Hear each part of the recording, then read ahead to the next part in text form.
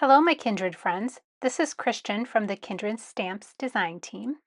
And today we're going to be making a card that smashes up quite a few different products. First, we're going to be using Born to be Brave. We'll be using the Marine and the helicopter, and then one sentiment from this stamp set. As you can see, I made some masks, so you know we'll be doing some masking. Next up, I pulled out the cursive curses. And really, it's just for utilizing this one sentiment with a banner that I had cut from the Card Basic dies. Talking about the Card Basic die set, I utilized quite a few different little things from this packet. First up, I used a little banner die. Then I cut out multiple white stars in the two sizes medium and small. Then from metallic gold shiny cardstock and red cardstock, I cut out the circles. We then will be using the stitch number die set. And I did some pre-die cutting here as well and cut out 21 in a metallic gold finished paper.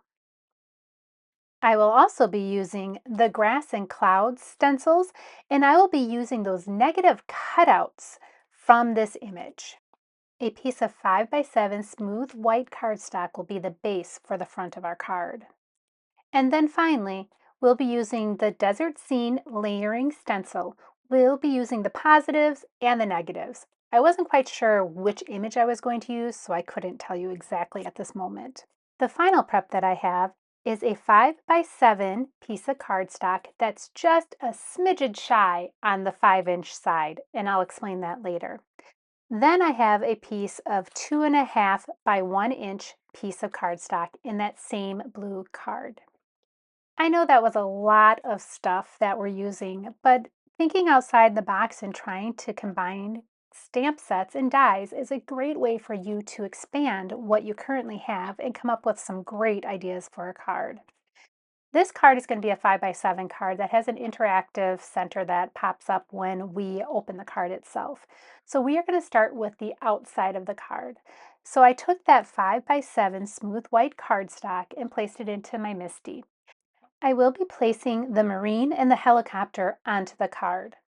Knowing that I'm going to have a horizon line that will have some type of a mountainscape or pillars or something, because I'm not sure what I'm doing at this point, I want to make sure that I have enough space to give the illusion that my character, my little Marine, is in the front of the card and my helicopter is going to be in the distance in the sky. To confirm I have enough space for the placement of my sentiment, I do place the Whiskey Tango Foxtrot into the corner just to make sure that I have enough space. The images were stamped in alcohol-safe ink since I will be utilizing my Olo markers to color both the Marine and the helicopter once I have my scene designed. With the magic of editing, the cleanup fairy came through and cleaned off my desk, and we now can start playing with our background.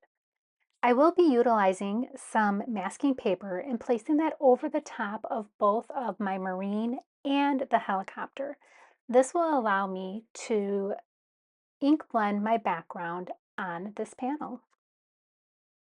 So while I struggle a little bit here trying to get the masking paper off the back of the masks, big fingers, little paper, they get in fights all the time.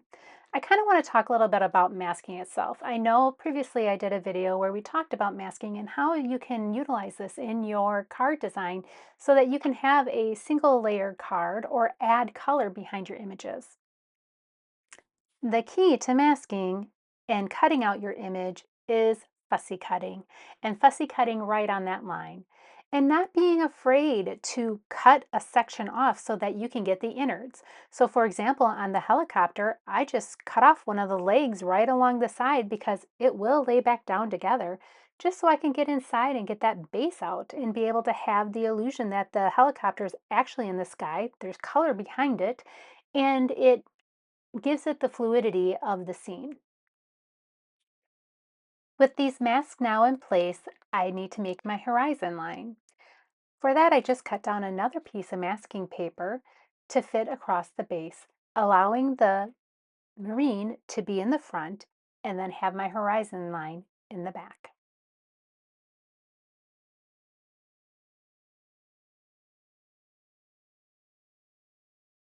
Until now, my card looks like I have a floating head and a helicopter. It looks a little wonky, but we're going to start building our background now. I am just going to do the background on my glass mat for now because I'm going to be putting down multiple stencils and I didn't feel like digging out my sticky mat. It'll come out later when I get frustrated. So first up, we're going to add those pillars in the background. I'm going to have them go across that horizon line. I didn't want a lot of depth because I wanted to give the illusion that they were in the distance. So I didn't make them very tall over that horizon line. And I just tape that down with some low tack tape just to keep it so it doesn't go anywhere on me. You will notice this stencil does not go all the way across my board. Oh no, what to do? You can extend your stencils as well. I am placing down just a little bit of a temporary adhesive on this side as a mask so that I can keep the level that I would like my pillars to be. When I do my ink blending, it is okay if some of that light blue ink that I put in the sky shows there because I will be covering this up with some of the gray ink when we come in to stencil those pillars themselves. The cloud negatives are going to be placed into the corners of the card base so that they look like they are coming in to the image itself. With the blue ink, I ink blend softly and unevenly on purpose.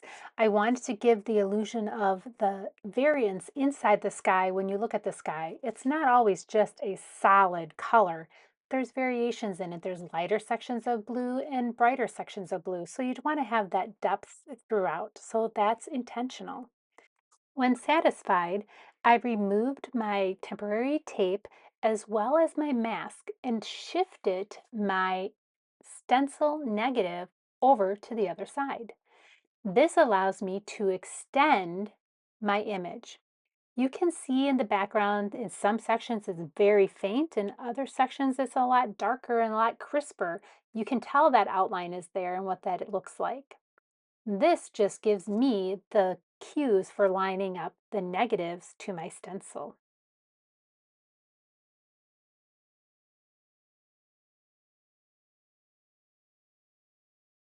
After a little cleanup, it was going to be time to start stenciling the cliffs in themselves. A simple stencil is a wondrous tool. You can do multiple different applications of your ink with this. You could just do one light color of ink completely on it, adding no texture. This gives the illusion in the background that something there. I want to give it some texture, some depth, and that's easily made by using different tools within your stash. If you do not have a small blending brush or a bending brush that has a firm tip that you would be able to do some edging in, you can utilize a Q-tip. It works just as well. Doing this, you're giving that depth to that image and bumping up that simple stencil and changing the look and the design of your card. With the top of the card completed, I did remove my mask. I just gently peeled this off, making sure I would not take off the mask of the marine at the same time. Depending on how heavy-handed you are, the ink that you are now going to be covering may impede the stickiness of the masking paper. I did a very light application with dye inks, so they dry pretty fast and absorb into that paper pretty fast. So I didn't have to worry about my mask coming off of my scene at this point. It was now time to fill in the ground. I pulled out a medium-sized blending brush and started to blend, and then thought, this is going to take me forever. Do you need to have every size blending brush underneath the sun? No. Does it make your life a lot easier by having tools that work and can expedite your ink blending and coloring? 100%. By transitioning over to the large blending brush, I was able to apply color a lot faster. Each of us has our own way of ink blending. Me, I must start off the paper on the edge where I can be darker and pull it into the center or to that area that I am going to be having as my highlight. In this instance, you can see where I started on the paper really, really far off and then started bringing that color in. This allows me to increase my intensity and to get a full coverage of that ink without having those big blotchy areas.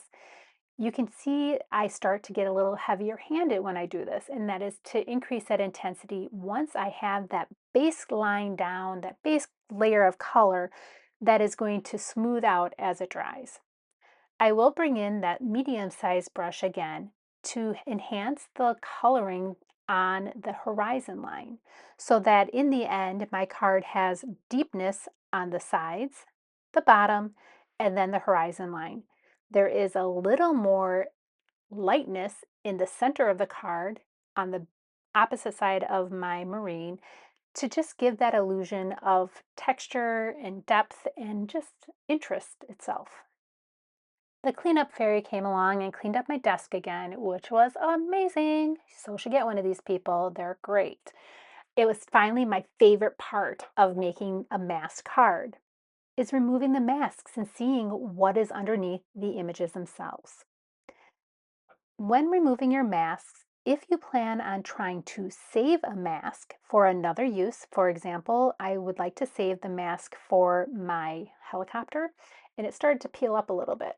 So I just slowly remove it, making sure that I am not taking any parts of anything that I don't want to have. I store my masks on the back of my stamp set acetate so that I always have them in the pinch so I don't have to sit and cut them out all over again another time. I absolutely love masking. It gives you an opportunity to really add layer and dimension without bulk on the card. This card itself is going to have quite a bit of bulk because of the interactive pieces in the inside, and I have foam tape, and I know I am hand delivering this. If I were not hand delivering this, I would have used some different processes when I put it together. As you can see, I did start to do my coloring with my Olo markers. During this time, I will put all of the marker colors that were used on the little post-it note so that you can see it. When I am doing my coloring, I like to keep the lids near my markers so that they don't dry out, depending on how many times I will be using them. My process for coloring is typically always the same. I will start with the lightest colors and then move out to my darkest colors and then bringing in red last because I tend to drag colors into other colors because I get impatient and I try to go a little bit faster than I should, and then I have color bleed. So I always go in my lightest to my darkest color tones and brightest and most intense tones. And for some reason, I always do the face first. I think because it's getting that edge off, like, ooh, what if I make a mistake? Well, I can always put a new face on it if I make a mistake. So it's a nice light tone for my Marine. This is going to one of my favorite Marines who just happens to be my godchild. And I made it in his likeness. I know that coloring can be intimidating, especially when you've put so much work into the card and you're afraid that if I go out of the lines, this could happen and then I lost everything I worked on. Or if I did this, then that. You don't know if that's going to happen unless you try. So many times I think we psych ourselves out of not taking that chance and playing with something or trying a new technique because we're afraid that we're going to mess it up. Well, 100%, the first couple times you do it, you are going to mess it up. That's called learning. You didn't learn to ride a bike in one setting. Well, maybe if you're like awesome and have great balance, not this chick. I am the most uncoordinated person out there. You learn from your mistakes and you learn from practice what works and what doesn't work. So many times when we are crafting, we follow human nature and we compare ourselves to others. We should not be comparing ourselves to anyone else. You are doing your best and it is amazing. Just remember that when you try a new technique, when you try coloring something for the first time, when you take the leap and you're like, oh my gosh, I'm going to ink up the stamp that hasn't had ink on it because I'm a collector, not an actual card maker. I know you're out there. I'm with you. We'll talk about that in a different video. Okay, friends, I'll stop rambling here and giving you a little cheerleader pep talk. I'll throw on some music so you can finish watching the rest of the coloring. And I'll see you back here in about 2 minutes.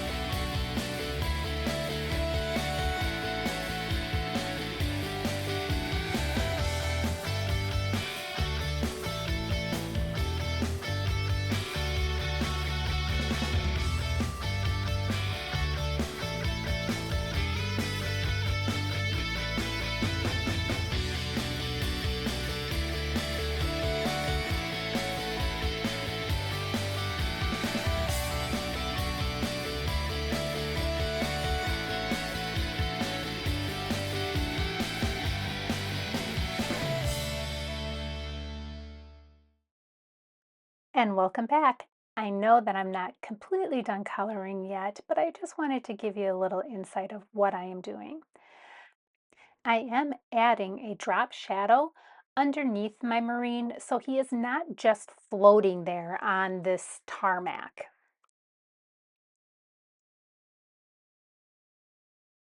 Originally, I was planning on having this card be a full panel 5x7 with my sentiment heat embossed onto the ink panel to make it truly less dimensional. So I tested the panel by placing a little bit of embossing powder on it to see if it stuck to the panel itself, signifying that the ink was still wet. Knowing that my panel was dry, I got ready to put my sentiment onto the front of the panel. And it just didn't jive with me when I started to place it together. I felt like it was getting lost in the sea of gray. Then I thought, is my card too big? Is ex- the card too expansive? So I started thinking about this and playing with it. I pulled out an A7 die and brought it down a little bit to see, will that work? I did like the smaller panel. I liked the way that it framed it. And there's Oscar again. Sorry about that. So it was just my sentiment that I had to rethink. I decided that my sentiment needed to be popped up on the card and needed to have a border around it. The sentiment was stamped in pigment ink. The cardstock was prepped with an anti-static tool, and then clear embossing powder was placed over the sentiment itself so that I could have that shiny look that I was going for. Because my ink pad was really juicy, I lost the drop shadow that you see on the stamp itself, but I was okay with that. I then stamped your on the little flag in the same pigment ink. I am going to breeze through the assembly of the front panel. A piece of navy cardstock was adhered to the 5x7 card base. The inked image was die cut out and applied with foam to the card base, and then the Whiskey Tango Foxtrot, which now has a red border, was added to the front panel with some foam tape. Now we're going to turn our attention to the inside of the card. We're going to focus on the pop-up element first. The gold foiled cardstock will be the mat, and the red circle will be the front panel. That will be just glued together and set aside to dry. The Your tag will be adhered to the panel as well, flush with the left-hand side as best as I can. I cannot put a square on a circle, but we're going to try. The numbers 21 will also be adhered. This is my reminder to you. If you are using your magnetic bars or your magnets to hold down wet stuff, make sure you clean them every once in a while because if they're sticky, they'll just pull everything back off again. As you see, I learned that lesson. And finally, 3 stars will be placed around this pop-up element. It was time now to make that mechanism. Taking that 2.5 inch by 1 inch piece of cardstock, I scored at each 1/2 inch mark. So at the 1/2 inch, the 1 inch, the 1.5 inch, the 2 inch, all received a score. These will then be folded as a mountain fold on each and every one of the score lines to give it the flexibility to bend and fold into a square. Liquid adhesive will be placed on one tab and folded upon itself. While the mechanism dried, it was time to adhere that piece of 5x7 navy cardstock that was trimmed just a wee bit shorter, just a little bit on that 5 inch side, so that when I adhere this, it fits perfectly on the side of the bump from the score inside my card. The die cut stars were then glued to this navy panel in a random pattern. The points that hung off the sides of the card were then trimmed and adhered back onto the panel to give it a more robust feel. I did not place stars behind where the mechanism will fall because I didn't need that added bulk to the card and no one would see them anyway. It's finally time to put that pop-up mechanism into the card. I use liquid glue for this. Liquid glue has a stronger bond than many of our tapes. And depending on the humidity in the area in which you live or the area that you are sending this card to, that adhesive may not stick. To assemble this pop-up mechanism, the square will be smushed flat. Glue is only going to be placed on one side of the square. When lining up the pop-up mechanism, make sure you do not go over the bump from your score line of your card base itself. This will cause your card to open properly. As you can see a square. We are now going to attach the bottom of the square to the inside panel of our card.